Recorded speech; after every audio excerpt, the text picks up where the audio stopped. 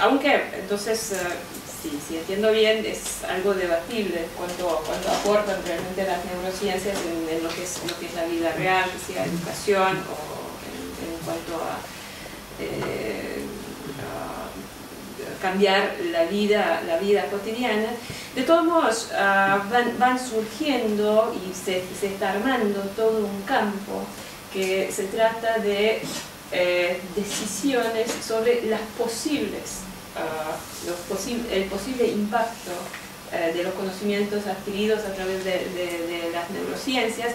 Ahí acá podemos hablar sobre, bueno, qué pasa con el diagnóstico, digamos, una cierta normatividad en cuanto a, bueno, este cerebro es el cerebro autista, este es un cerebro patológico, pero también otras cuestiones que tienen que ver con acceder a través de imágenes del cerebro, a través de contenidos en el cerebro, que por ahí, quién sabe si queremos que circulen cotidianamente. Y es un tema que tiene que ver, digamos, es muy semejante, como vos mismo mencionaste, digo, a cuestiones que surgieron con los estudios genéticos y lo que es la bioética. Entonces, ¿cuál es ese campo? ¿Cómo ves la responsabilidad de las neurociencias y la potencial de las neurociencias, el impacto de las neurociencias sobre la sociedad, y si lo ves algo distinto de ese campo existente que es la bioética? Tal vez acá da un aspecto metodológico que se lo dejo a los historiadores, ¿no? El aspecto de si se puede hacer historia reciente o no, ¿sí?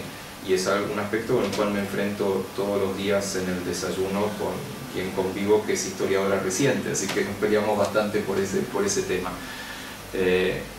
Pero las cosas que estamos hablando no son recientes, son contemporáneas, ni siquiera recientes.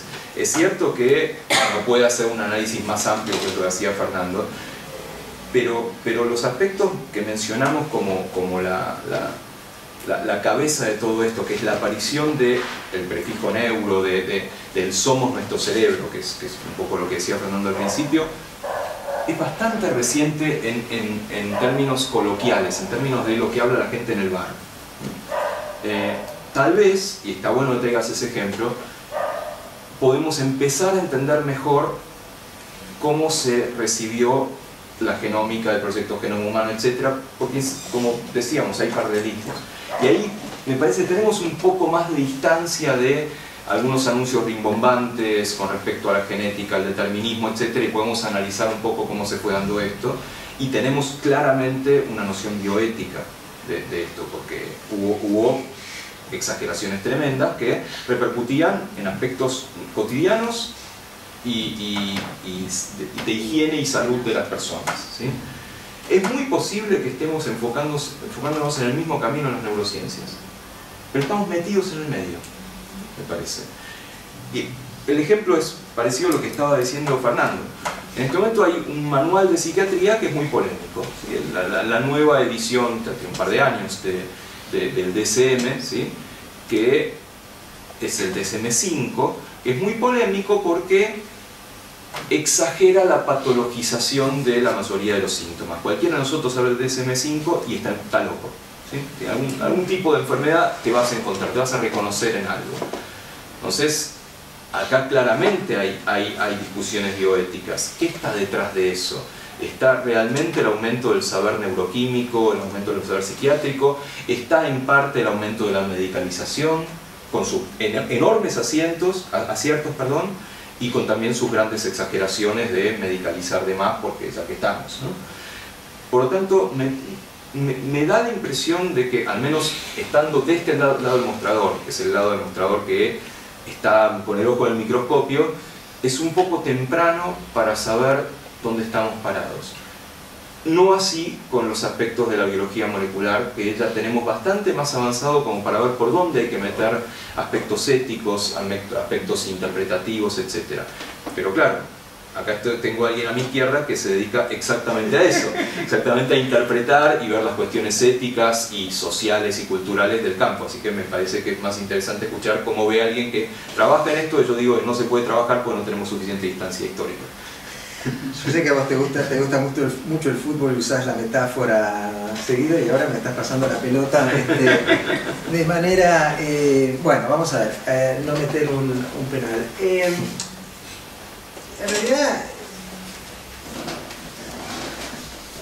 reconozco que ha sido un desafío absolutamente incómodo y difícil escribir un libro, que lo terminé la semana pasada, sobre las neuroculturas contemporáneas. Acostumbrado a trabajar sobre el siglo XVI, XVII, XVIII, XIX, vamos a llegar hasta ahí, es una cosa horrorosa. Porque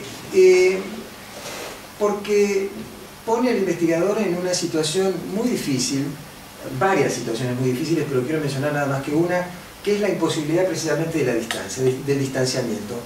En el pasado nada es disparatado, nada es estúpido, todo se contextualiza, todo es interesante. Pero cuando a mí me cae cuando aparece en internet como escritorio el más reciente artículo de, qué sé yo, de neuroestética, de neuroteología o de neuroeducación, esto a mí me pone nervioso, me indigna, me hace pensar que los autores son unos tarados, en fin. No siempre, pero esto puede ocurrir. Y reconciliar esta participación en el presente, que me parece además necesaria, con la capacidad de análisis y con la capacidad de contextualización, ha sido realmente una de las cosas más difíciles del trabajo sobre estas culturas contemporáneas. Pero hay ciertos momentos en que se puede tomar una cierta distancia. En el campo, por ejemplo, de la bioética, una manera de tomar distancia es ver qué pasa, cómo esto se resuelve desde el interior. Y esto se ha resuelto con la invención de un campo que se llama neuroética, y que es en la historia de la ciencia uno de los casos de una disciplina que nació de un conjunto de personas que se interesaban por las consecuencias éticas de las neurociencias a principios de los años 2000, y que en 5 años se transformó en una disciplina con institutos, revistas, sociedades internacionales, congresos, programas de doctorado e institutos propios.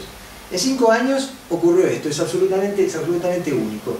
Una de las estrategias que la gente que estaba dedicada a construir este campo utilizó de manera muy hábil y muy inteligente, es decir, nosotros tenemos que tener una existencia autónoma de la bioética. La bioética es el campo que se ocupa de este tipo de cuestiones de manera más amplia. Las consecuencias de la genética, el desarrollo de protocolos en el caso del tratamiento de todo tipo de diferentes enfermedades. Pero la gente que estaba en la neuroética decía, no, la neuroética tiene que ser diferente, no una simple rama de la bioética. ¿Por qué? Porque, traduzco un poco lo que ellos dicen, pero es esencialmente eso, porque nosotros somos esencialmente nuestro cerebro. Por consecuencia, las consecuencias éticas de los conocimientos políticos, sociales, etcétera, de los conocimientos sobre el cerebro, tiene que tener un lugar especial. Entonces, como bien dijo un investigador, la neuroética se constituyó formando parte del problema que ella intentaba resolver. Es decir, agrandó la neuroética, sobre todo al principio de los años 2000, agrandó el impacto de las neurociencias en la cultura contemporánea, anunció inmensas revoluciones diciendo que los conocimientos neurocientíficos estaban cambiando, alterando radicalmente nuestras nociones de lo que es ser humano, de libre arbitrio, de conciencia, nada de lo cual es cierto. Es decir, las neurociencias hasta hoy en día no han alterado una pizca la noción de lo que es el ser humano, las nociones de libre arbitrio, no lo han cambiado absolutamente para nada. Han mostrado en algunos casos los supuestos fundamentos neurobiológicos, ya discutimos esta cuestión. Entonces, lo que yo veo, más allá de la implicación y de las ganas, digamos, a veces de criticar de una manera un poco impulsiva, es eso, es un fenómeno, ¿no? Es un fenómeno en donde la producción científica de un cierto tipo se acompaña de la elaboración de una especie de metadisciplina que se dedica a, de cierta manera, gestionar, agrandando, achicando y distribuyendo y conceptualizando las supuestas consecuencias del conocimiento neurocientífico. Es ahí donde yo creo que entra la responsabilidad, ¿no?, como decías, de la neurociencia para lo social. Y bueno, la responsabilidad implica, yo creo, una cierta capacidad de distanciamiento que la neuroética, por definición, prácticamente no puede tener. Yo formo parte, mea culpa, del